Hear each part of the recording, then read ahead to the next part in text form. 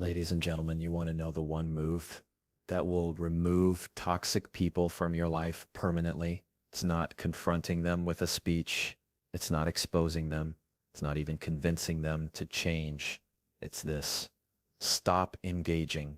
Toxic people feed on one thing, your participation. They need your reactions, your explanations, your defense. Every time you give them that, you're giving them free rent in your head. Here's the truth. Nobody wants to say out loud. When you stop showing up to the fight stops existing. If they call to bait you, don't pick up. If they send a guilt trip, don't buy the ticket. If they try to twist your words, don't hand them more. Now, I know what you're thinking, but won't they just keep coming? Yes, for a while. Toxic people are like fire.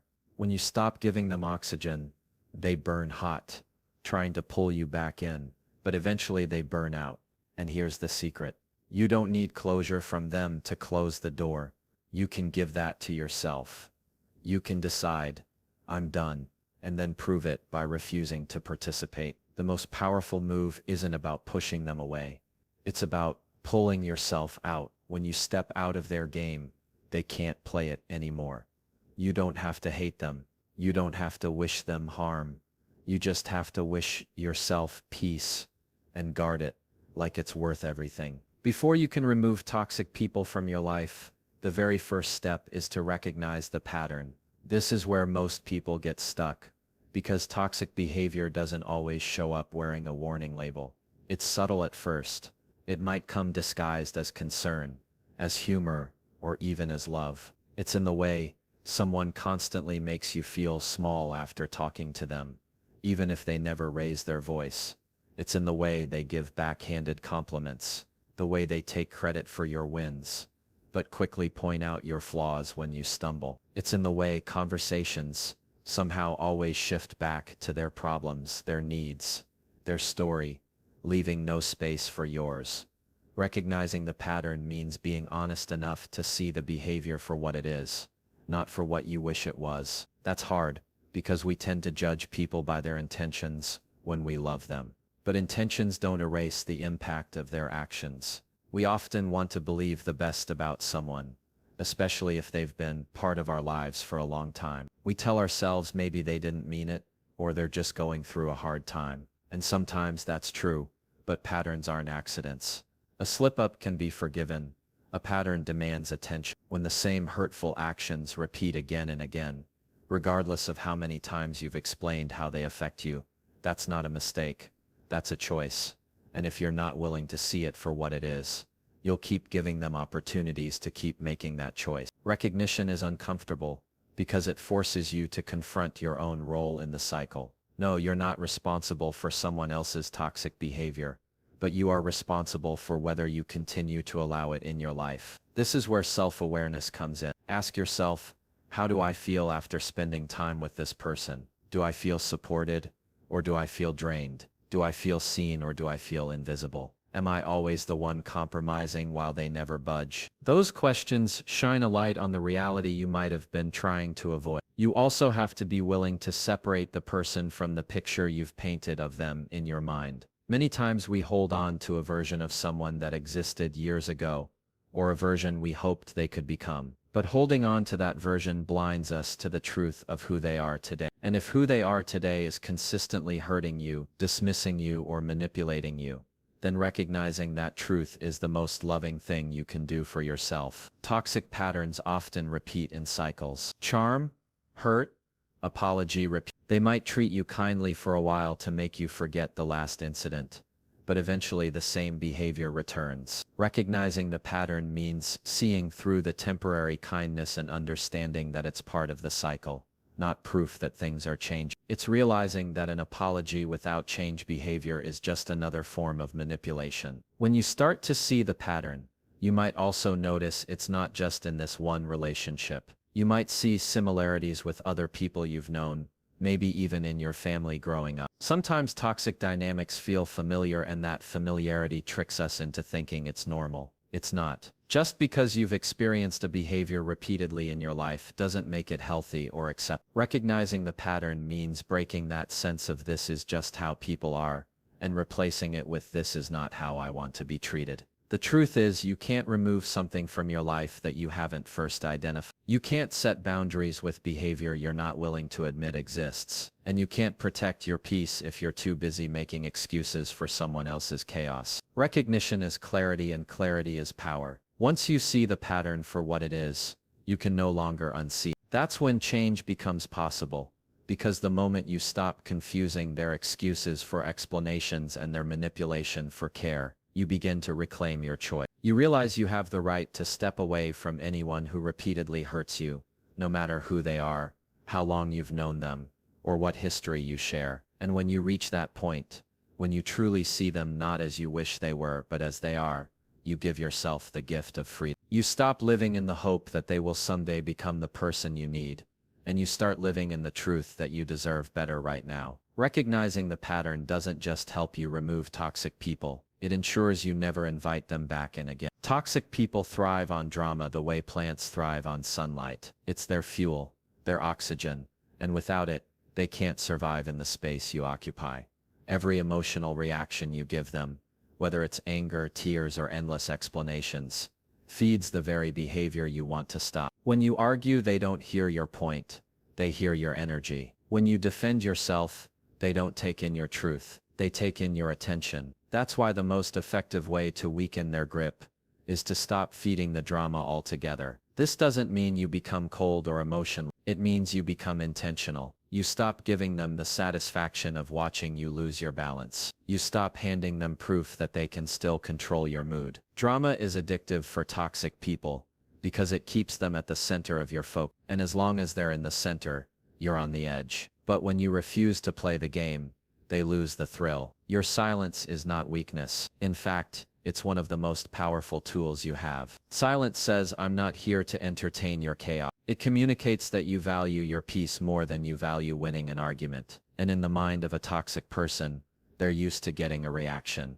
They're used to pulling your strings and watching you dance. When the dance stops, they have nothing to work with. Of course, they won't like it. At first, your silence might make them push harder, provoke more, escalate the conflict. They'll try everything: sarcasm, guilt trips, playing the victim, even twisting your words to pull you back in.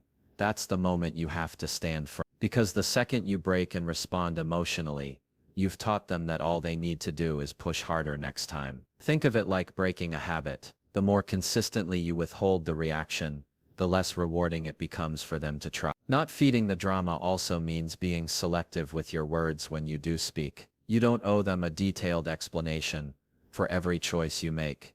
You don't have to justify your boundaries. You can keep your responses short, neutral, and calm.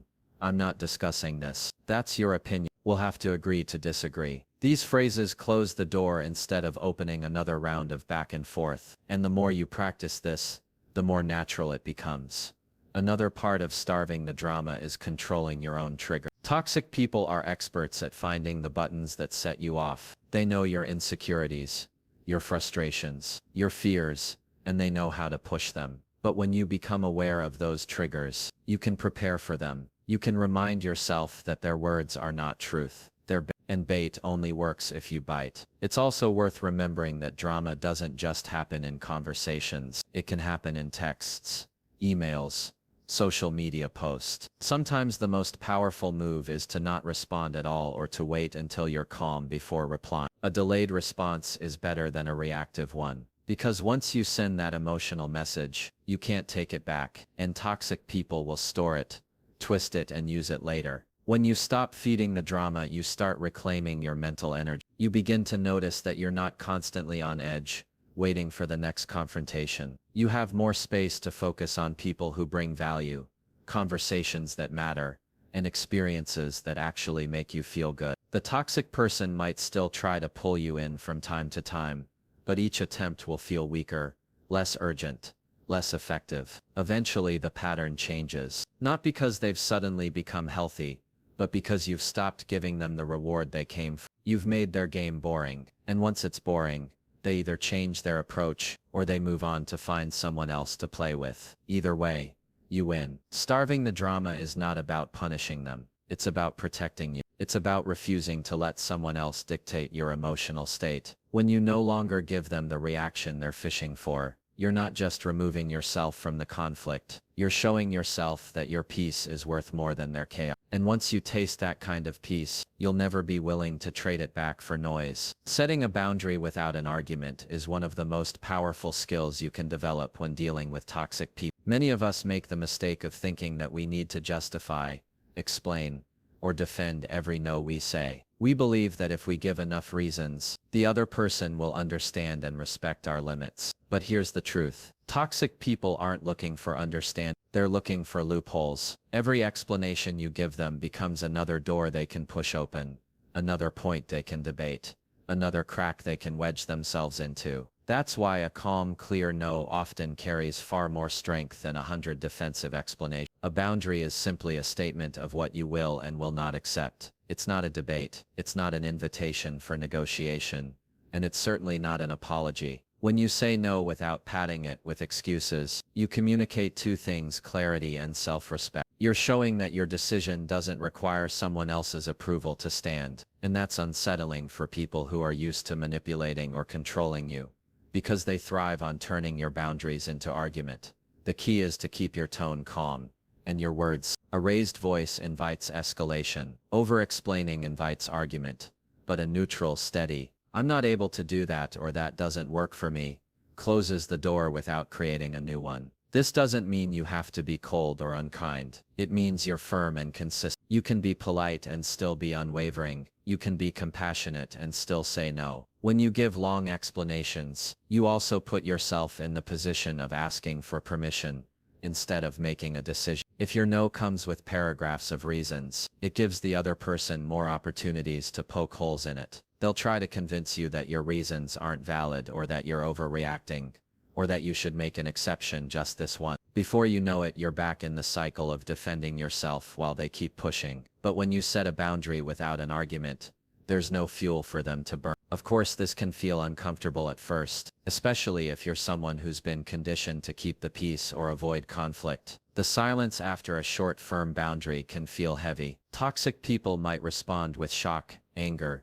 guilt trips, or passive-aggressive comments. That's normal. Their reaction isn't proof that your boundary is wrong. It's proof that they're used to getting their way, and their discomfort is not your responsibility to fix. It's also important to remember that boundaries aren't about changing someone else's behavior. They're about changing you. You can't make a toxic person respect you, but you can decide how much access they have to your time, energy, and emotions. Sometimes the boundary is verbal, like saying, "No, I can't attend that." Other times it's behavioral, like leaving the room when the conversation turns manipulative, or refusing to respond to certain messages. The power is in your follow-through, not in their agreement. The more you practice setting boundaries without arguing, the more natural it becomes. You'll start to notice that you feel less drained after interactions. You won't spend hours or days replaying conversations in your head, wondering if you said the right thing. You'll know you were clear, you were calm, and you honored your own needs. That's the real victory. Not getting them to understand, but getting yourself to stand firm. In the end, a boundary without an argument is an act of self-respect. It's a declaration that your peace is worth protecting, even if someone else doesn't like it. It's a reminder that you don't have to explain your worth, your limits, or your decisions to anyone who refuses to treat you with respect. And once you learn to say no without defending it, you'll realize you've taken away one of the most powerful tools toxic people, the ability to turn your boundaries into battleground. Instead of being drawn into endless conversations where they twist your words and wear you down, you stand steady knowing that your no is enough. And that's when you stop just surviving around toxic people. You start thriving without them. Detaching your value from someone else's opinion is one of the most liberating shifts you can make, especially when dealing with toxic people. As long as their approval matters to you, they will always have leverage over you. They'll know exactly how to keep you chasing it, by giving it in small doses, then taking it away without warning. They'll offer praise when it benefits them, and withhold it when they want to control you. This push and pull keeps you trapped, always adjusting your behavior to win their validation. But the moment you decide that your worth is not tied to their opinion, their control over you begins to crumble. This detachment doesn't mean you stop caring about people or their feelings. It means you stop allowing their personal judgment to define your value. Toxic people often use your desire for acceptance as a hook. They sense your need to be liked, respected, or approved of, and they weaponize it. They might criticize you subtly, compare you to others, or act disappointed when you don't meet their unspoken expectations. And because most of us naturally want to repair relationships or fix misunderstandings, we end up working harder to please them, hoping to earn back their approval. That's exactly where their power lies. The truth is, no one should hold the keys to your self-worth. When your identity is dependent on someone else's opinion, you're giving them a veto over your happiness. You're saying how I feel about myself depends on how you feel about me. That's dangerous because opinions change, moods change, and people, especially toxic ones, can twist their approval into a tool of manipulation. The reality is their opinion is just that, an opinion. It's filtered through their own insecurities, biases, and limitations. It's not an absolute truth about who you are. Detaching starts with awareness. Notice how often you catch yourself thinking, what will they think of me? Or will they approve of this? If your decisions are constantly shaped by fear of their reaction, you've given them influence over parts of your life they have no right to control. The shift happens when you begin to make choices based on your own values, not their expectations. Instead of asking, will this please, you ask, is this right for me? This can feel uncomfortable at first, because toxic people are likely to react negatively when they sense they're losing control. They may accuse you of being selfish, distant, or ungrateful. They may even double down on criticism, trying to pull you back into the cycle. But their discomfort isn't proof that you're wrong. It's proof that you're breaking the dynamic that kept you tied to them. The most freeing realization is that you do not need their praise to validate your worth, and you do not need their criticism to question it. You are not defined by their interpretation of you. Once you internalize that truth, you can listen to their opinions without absorbing them. You can acknowledge their words without letting them sink into your identity. You become unshakable, not because everyone loves what you do, but because your self-esteem is rooted in something deeper than approval. It's rooted in self-respect. As you practice detachment, you'll notice a change in how you interact with them. You'll no longer feel the urge to over-explain your choices or justify your boundaries. You'll stop bending yourself into shapes to avoid their disapproval. You'll start living in alignment with your own standards and values, and that authenticity will attract healthier relationships into your life. Detaching your value from their opinion doesn't make you cold. It makes you free. It allows you to engage with people from a place of choice, not dependency. You can appreciate kind words without needing them, and you can hear criticism without being destroyed by it. And when you reach that place, something powerful happens. Those who once tried to control you realize they no longer can. Their approval loses its hold, their disapproval loses its sting, and their manipulation loses its effectiveness. The moment their approval stops mattering, their control, and you step out of the cage they built and realize the door was never locked. You just had to stop waiting for them to open it.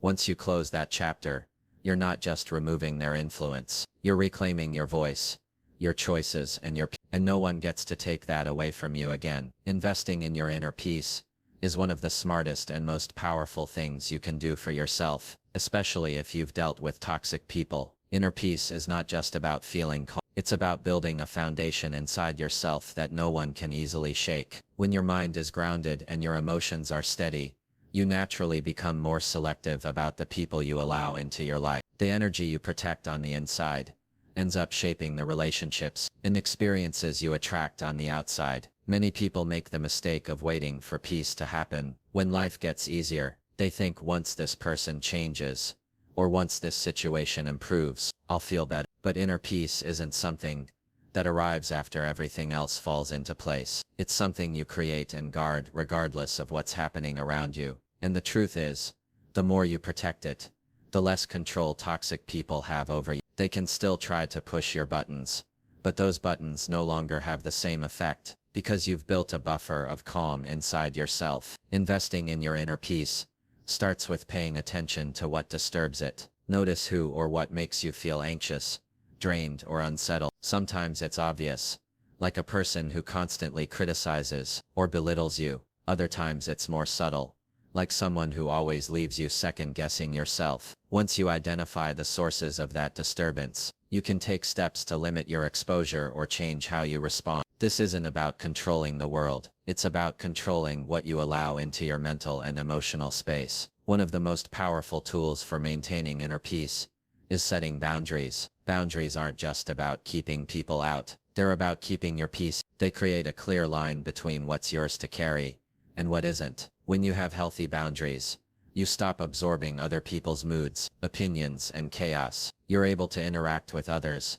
without losing your sense of self in the process. Another key part of investing in your inner peace is learning to manage your own thoughts. Toxic people can plant seeds of doubt, guilt, or anger in your mind, but you have the power to decide whether you let those seeds grow. Practicing mindfulness, journaling, or even just pausing before reacting can help you separate your feelings from their influence. The more aware you are of your own mental patterns, the less likely you are to be pulled into someone else's drama. Self-care plays a huge role too. This isn't just about spa days or vacations. It's about creating daily habits that support your well-being, whether it's exercising, reading, spending time in nature, or simply taking quiet moments to breathe. These small acts strengthen your emotional resilience. The stronger you are internally, the harder it is for toxic people to destabilize you. And here's where the shift really happens. When you consistently invest in your inner peace, you start attracting different kinds of people. Those who thrive on chaos and manipulation will naturally lose interest because you no longer give them the reaction they want. On the other hand, people who value respect, kindness, and balance will be drawn to you because they can feel the stability you carry. Your internal state becomes a filter for your external world. Eventually, you realize that protecting your peace isn't selfish. It's essential. You're not pushing people away. You're protecting the space for the right ones to come closer. You're not shutting yourself off from the world. You're choosing to engage with it in a way that doesn't cost you your mental health. When you treat your inner peace like it's priceless, the world starts treating you like you're priceless too. The conversations you have, the relationships you keep, and the opportunities you receive all start to align with the calm and confidence you've built inside. And in time you'll look back and realize that investing in your inner peace didn't just protect you, it transformed your entire life. Because when you protect what's within, everything outside eventually reflects it. Walking away without announcement is one of the most underrated and yet most powerful moves you can make when dealing with toxic people. We often think we owe them a big explanation, a final speech, or a dramatic confrontation to set the record straight. But the truth is, you don't need to make a scene to make a change. In fact, for some people, the quieter your exit, the more effective it is. Toxic people feed on attention, whether it's positive or negative, and giving them a grand farewell only gives them one last meal. The most powerful thing you can do is simply stop showing up for their chaos. When you quietly remove yourself, you take away their platform. You stop giving them the audience they've been performing for. You stop being a character in the story they're trying to control. This doesn't mean you're being passive. It means you're choosing a strategy that denies them the drama they crave. A loud exit can spark retaliation, but a silent one leaves them with nothing to react to. This kind of walking away starts long before you physically leave. It begins with emotional detachment. You stop engaging in the same arguments. You stop answering baiting messages. You stop explaining yourself to someone who isn't listening. Over time, you reduce their access to you until the chaos they once brought into your life can't reach you anymore. It's like closing a door and quietly locking it, not slamming it, not screaming through it, just locking it and walking away. The challenge is resisting the urge to defend yourself. When you choose silence, they might spread lies about you, twist the story, or play the They may try to provoke you into breaking your silence, just so they can drag you back into their game. This is where you need to remember that your peace is worth more than their version of the truth. You don't have to attend every battle you're invited to, and you certainly don't have to prove your side to people who have already chosen theirs. Walking away without announcement also means letting go of the need for closure from them. You may never get an apology, an admission, or an acknowledgement of the harm they've caused. That's okay. Closure is something you can give yourself by accepting the reality of who they are and deciding you're done letting that reality hurt you. You can close the chapter without their permission. Over time, you'll notice that the less you engage, the more your life starts to feel lighter. You'll have more energy for people who actually value. You'll have more mental space to focus on your goals instead of constantly putting out emotional fire. And the best part, you'll stop feeling like you're constantly bracing for the next attack, because you stepped out of range entirely. The beauty of a quiet exit is that it speaks volumes without you having to say a word. Your absence becomes your state. Your lack of reaction becomes your boundary. Your silence becomes the proof that you're no longer available for their chaos. And in the long run, it's far more effective than any argument you could make, because it shifts the power back to you. You don't have to slam the door for it to close. You don't have to shout for your voice to be heard. Sometimes the strongest, loudest message you can send is simply not being there anymore. And when you master the art of walking away without announcement, you stop just escaping toxic people. You rise above them entirely. In that space, there is no chaos, no manipulation, no drama, only the peace you chose for yourself. And once you taste that peace, you'll never again feel the need to explain why you left. In the end, removing toxic people from your life isn't about fighting harder. It's about choosing different. It's recognizing the patterns for what they are, refusing to feed their drama, setting firm boundaries without turning them into arguments, detaching your worth from their approval, investing deeply in your own inner peace, and when necessary, walking away without a word. Each of these steps is a statement that you value your well-being more than their chaos. You're not trying to change them. You're choosing to protect yourself. And when you do, you open the door to healthier relationships, calmer days, and a stronger, freer. Your peace is priceless. Guard it fiercely and never apologize for doing so. Thank you.